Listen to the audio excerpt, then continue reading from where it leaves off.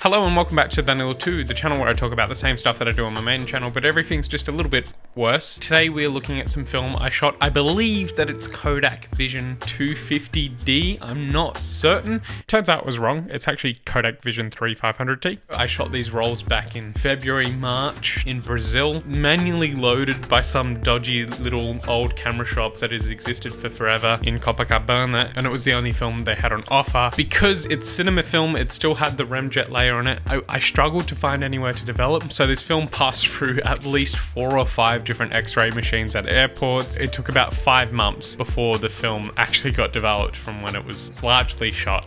So those are caveats. I haven't actually looked at the pictures yet, except for this first one here, where you can see the colors are a bit how you going. Now, I shot all these pictures on this camera. This is a Short 115U. It's a DX coded camera. This film, I believe it's 250D. Yet again, it isn't. It's 500T.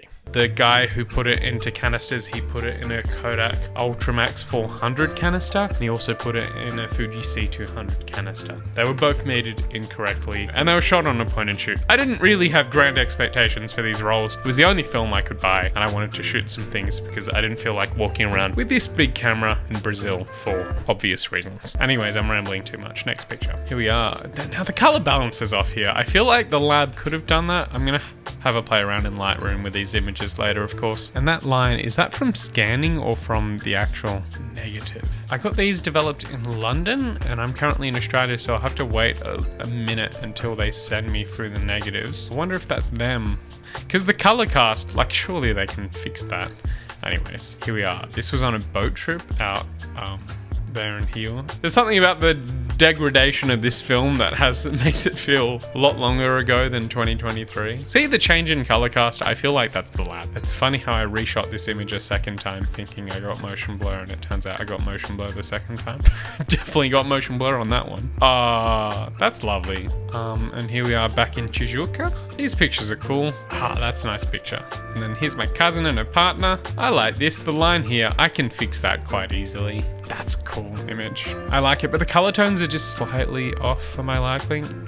Except I like it here. These are at the market in Laranjeiras. That's cool. Yet again, I want to emphasize the blue of this buggy, and it's just the colors are all over the place, but you know, is that the degradation of the film, or is that the lab not doing the best job? And here we are. This was from the day that I climbed up one of the mountains, Dois Irmãos, with my cousin, and the views were just stunning. There's my cousin, the islands, the archipelagos. I hope I can correct this in Lightroom. That's really off. Maybe I'll make a video actually where I go through and do the curves on this image to see if I can kind of restore it. Great views, stunning views. Got some birds. It's my cousin and the view. A bit of motion blur, unfortunately. And then we did a shot with flash. See, this is a flash photo. This type of balance, I know you can correct when you scan. Anyways, on to roll 2 with light leaking, which you'd expect from a poorly manually loaded roll on the first image. Hopefully it's just the first and final image, I guess. Let's see next.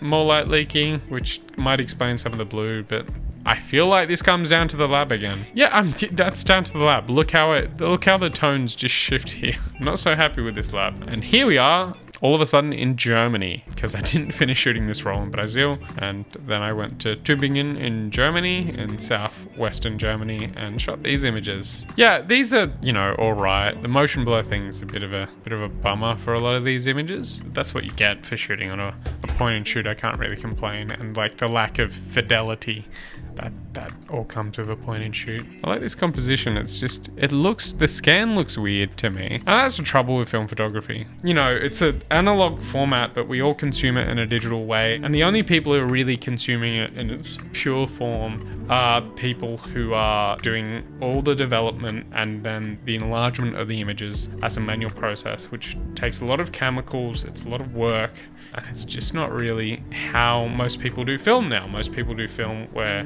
you get a digital scan and that digital scan turns into prints, or you get the file of the digital scan, and that's about it. That's the relation. And for me, I want the digital scans. I'd love to do some enlargements one day. I've never done that process. I'd love to kind of explore that, do some darkroom stuff, but this is the main way to do film photography nowadays. And the trouble with that, once you add in all these digital factors, it's such a mess as to what is what and what corrections are analog and what corrections are digital, and people want to be fussy and particular and gatekeepery, which honestly puts me off of film photography quite a bit. They're just photos in the end of the day. And a lot of these pictures, whilst technically aren't so great, they're great memories. And that's what photography should just be about. It's just about memories. It's just about, you know, capturing moments. But yeah, thanks for watching.